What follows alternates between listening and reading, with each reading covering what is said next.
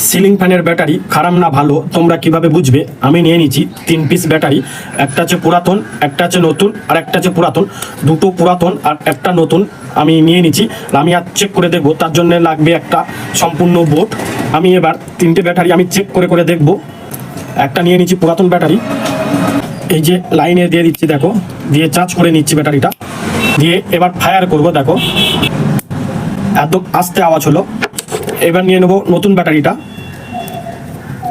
আমি লাইনে দিয়ে দিচ্ছি, চার্জ করে নিলাম, নিয়ে এবার এটাকে আমি ফায়ার করে দেখব।